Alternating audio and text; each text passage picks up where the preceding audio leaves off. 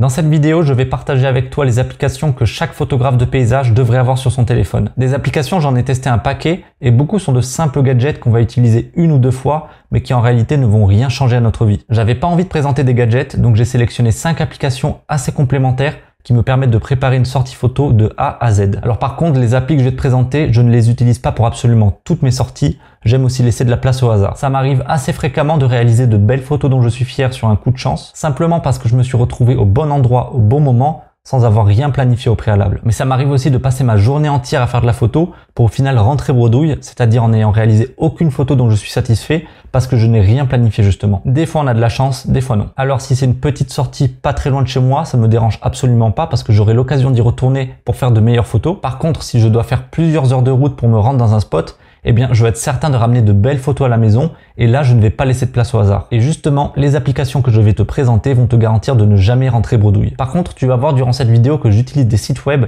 mais c'est juste parce que c'est plus pratique pour moi de te les présenter. Dès que je te montre un site, il y a une application derrière avec le même nom et exactement les mêmes fonctions. Après, tu es libre de choisir l'interface que tu préfères utiliser. On peut enfin démarrer notre liste avec tout d'abord une appli de prévision météo. Si tu te souviens bien, dans ma vidéo des 5 erreurs du débutant en photographie qui se trouve juste ici, eh bien je te disais qu'il ne faut pas seulement attendre les journées avec un grand soleil pour sortir faire de la photo. Parce que de mauvaises conditions météo qui habituellement nous feraient rester à la maison peuvent nous permettre d'obtenir des photos incroyables. Ça peut être avec du brouillard, avec de la pluie, avec de l'orage ou encore avec des rafales de vent. Et dans ma manière de faire, c'est le climat qui va déterminer le lieu de ma sortie. J'essaye de m'adapter à la météo. Typiquement, s'il y a du brouillard, je vais plutôt faire de la montagne. S'il y a du vent, je vais faire du bord de mer. Et s'il fait très beau, peu importe. Du coup, l'application que j'utilise pour connaître le lieu de ma prochaine sortie s'appelle Météo Blue. Donc en se rendant sur le site ou sur l'application, on retrouve la météo pour chaque jour de la semaine avec des informations très basiques. Mais nous, ce qui nous intéresse en particulier, c'est la carte météo. Donc on va cliquer dessus. On a bien la France devant nous et un panneau sur la droite avec diverses options. Il n'y en a que 3 qui me sont vraiment utiles. La première, c'est les heures d'ensoleillement. Ça me permet, à l'aide du dégradé de couleurs, de visualiser quels sont les meilleurs endroits pour photographier des couchers de soleil. Ensuite, j'aime regarder les nuages et précipitations. Je photographie très rarement sous la pluie, donc je cherche plutôt à éviter ces zones-là. On voit qu'en ce moment, il n'y en a pas du tout dans ma région, donc j'ai plus de choix pour mes sorties. Et la troisième, qui est ma préférée, c'est l'animation du vent. Cette option est vraiment intéressante car on peut voir la vitesse du vent, mais également sa direction pour différents lieux. Et là, je cherche pas à esquiver le vent, au contraire. Plus la zone est rouge, plus elle m'intéresse parce que je vais pouvoir photographier de belles vagues. Je vais prendre un exemple pour une autre journée. Alors ça dépasse de mon logiciel de capture d'écran, mais on peut sélectionner le jour souhaité juste en bas. Et je vois sur cette carte que c'est dans le nord que je trouverai très certainement les vagues les plus impressionnantes.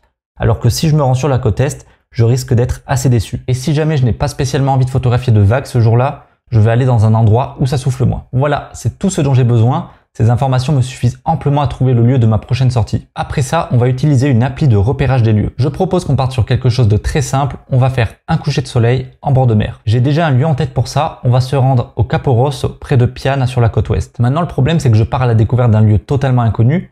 Et il n'y a absolument rien qui me garantit que je vais y faire de belles photos. Alors en réalité, je connais déjà cet endroit, mais dans cette vidéo, je fais comme si on découvrait le lieu ensemble. Et on va utiliser Google Earth pour voir à quoi ressemble cet endroit et même avoir des premières idées de composition sans devoir s'y rendre. Donc j'ouvre l'application et je tape Corse dans ma barre de recherche. J'ai déjà quelques lieux préenregistrés pour pouvoir les retrouver plus rapidement. Puis je vais zoomer vers Piana ou simplement taper le nom dans la barre de recherche.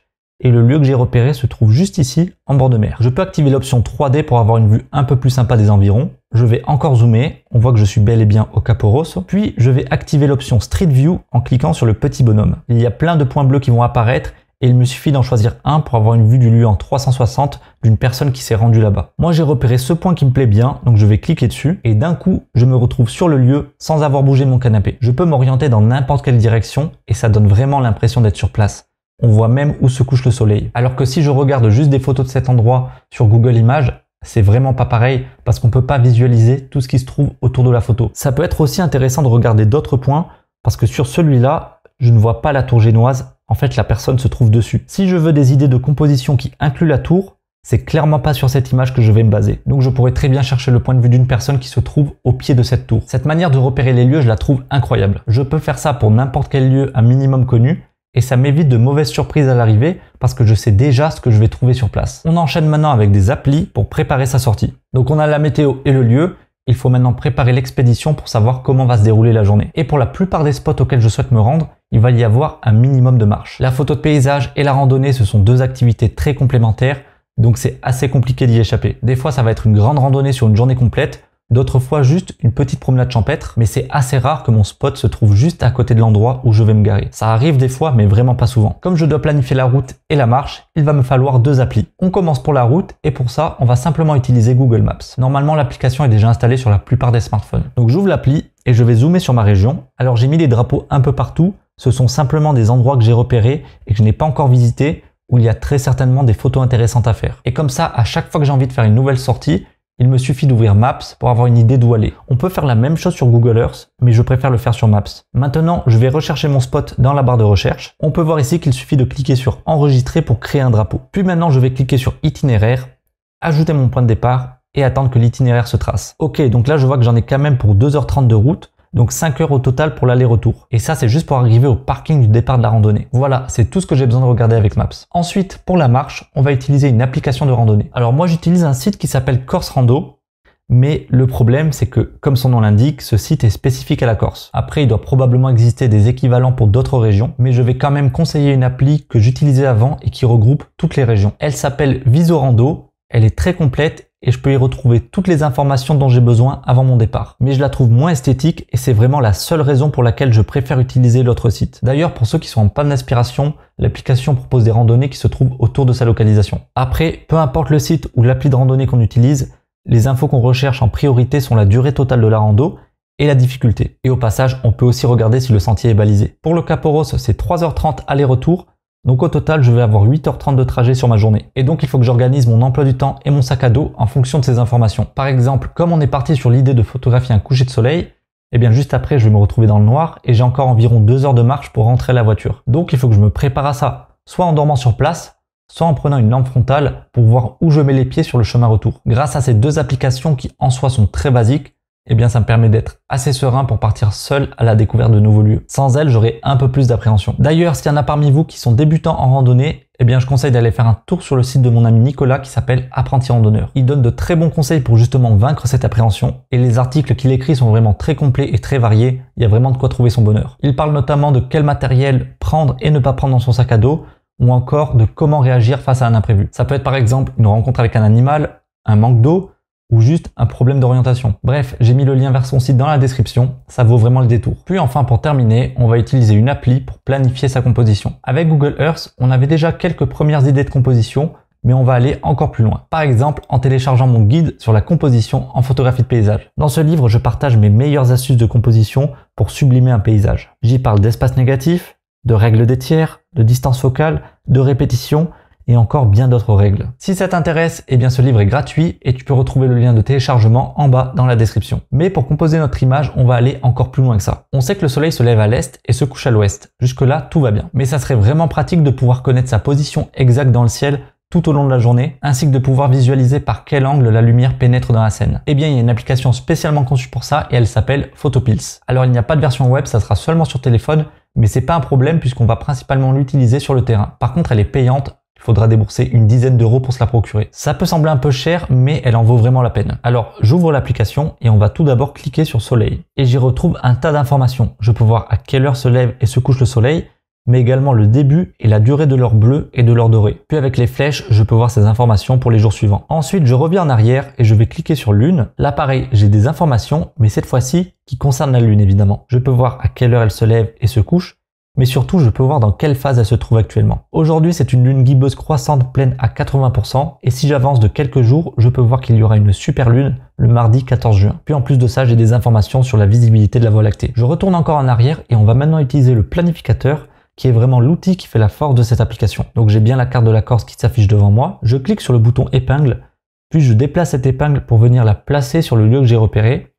Je réappuie ensuite sur le bouton épingle pour la fixer. Et là, j'ai plusieurs lignes colorées qui se présentent à moi. La jaune correspond au lever du soleil et la orange à son coucher. La turquoise au lever de lune et la bleu foncé à son coucher. Puis, en faisant glisser mon pouce sur l'heure juste en bas, je vais faire avancer le temps. 2 nouvelles lignes vont apparaître pour me montrer le mouvement de la lune et du soleil tout au long de la journée. Ça me permet de savoir à n'importe quel moment de la journée dans quel angle se trouve le soleil par rapport à ma scène et donc par où la lumière va rentrer. Donc si par exemple pour ma composition, j'ai besoin que la lumière du soleil arrive du sud pour éclairer une zone bien précise de ma composition, eh bien en regardant l'application, je sais que je vais retrouver ces conditions précises aux alentours de 13 h. Bien sûr, on a aussi le droit de photographier en pleine journée, on n'est pas obligé de faire que des couchers de soleil. Par contre, si je veux faire du coucher de soleil, je vois qu'il va se coucher à l'ouest, mais légèrement vers le nord. Si je retourne sur le point de vue de tout à l'heure, on voit que le soleil se couche ici, mais l'image n'a pas été prise à la même période. Donc grâce à l'application, je sais qu'il va se coucher plutôt vers ici, là où l'image est un peu cassée. Donc tout ça, je peux le faire depuis chez moi, mais le jour où je vais me rendre sur place, je vais pouvoir utiliser la réalité augmentée. En cliquant en bas sur RA, puis sur le bouton maintenant en haut à droite, je peux orienter mon téléphone dans le ciel et voir où se trouve la lune et le soleil en ce moment même. Et je vois également où ils vont se trouver tout au long de la journée en suivant la ligne grise pour la lune et la jaune pour le soleil. C'est tellement pratique parce que ça permet en étant sur place de visualiser concrètement d'où la lumière va arriver dans les prochaines heures. Et de cette manière, on met toutes les chances de notre côté pour obtenir une photo extraordinaire. Mais c'est pas tout, la réalité augmentée est aussi disponible pour la nuit et ça va permettre de facilement repérer la Voie lactée. Il suffit de revenir en arrière et de cliquer sur RA nuit. Toujours en orientant mon téléphone dans le ciel, je vois où se trouve actuellement la Voie lactée et en faisant glisser mon pouce sur l'écran, je peux faire avancer les minutes pour voir son mouvement et ainsi connaître sa position exacte à une certaine heure bien précise. Le point orange représente sa partie la plus visible et généralement, c'est celle qu'on cherche à photographier. J'ai fait une sortie nocturne il y a une dizaine de jours et grâce à cette application, j'ai pu réaliser 7 photos de la Voie lactée à seulement une quinzaine de minutes de chez moi. Oui, parce qu'il faut quand même s'éloigner un minimum de la ville pour fuir la pollution lumineuse. Pourtant, je suis incapable de me repérer en regardant les étoiles. J'ai bêtement suivi l'application et c'était un jeu d'enfant. Et encore, moi sur ma photo, je me suis contenté de photographier le ciel. Je n'ai pas de premier plan particulièrement intéressant. Mais pour ceux qui souhaitent combiner un premier plan avec un monument par exemple et la Voie lactée, l'application va permettre de savoir à quel moment les deux éléments seront parfaitement alignés afin de créer une composition sublime. Et il y a encore plein d'options sur Photopills que je n'ai pas encore testées, mais pour le moment, celles que je t'ai montrées me suffisent largement. Voilà toutes les applications que j'utilise. Maintenant, c'est à toi de les tester et de voir si ça convient à ta manière d'organiser une sortie photo. D'ailleurs, durant cette vidéo, j'ai pas pris l'exemple du Cap Rosso par hasard. En fait, j'y suis allé l'année dernière, mais sans rien planifier du tout. Et par manque de chance, je me suis retrouvé dans le brouillard. Alors d'habitude, j'adore le brouillard, mais celui-là, il n'était pas assez épais, donc je le trouvais pas assez joli. Et au final, sur ma série de photos, il n'y en avait aucune qui me satisfaisait. Voilà, je n'ai pas eu de chance ce jour-là parce que je n'ai même pas pris le temps de regarder la météo. Mais j'ai pas pour autant perdu ma journée parce que j'ai pu faire quelques portraits d'un charmant jeune homme qui passait dans le coin. Non mais regardez-moi cette bouille. Donc voilà, si je devais y retourner, je veillerai à mieux préparer ma sortie. C'est tout pour cette vidéo. N'hésite pas à me partager dans les commentaires les applications que tu utilises. Je suis assez curieux de savoir. Et on se dit à bientôt pour une prochaine vidéo. Ciao!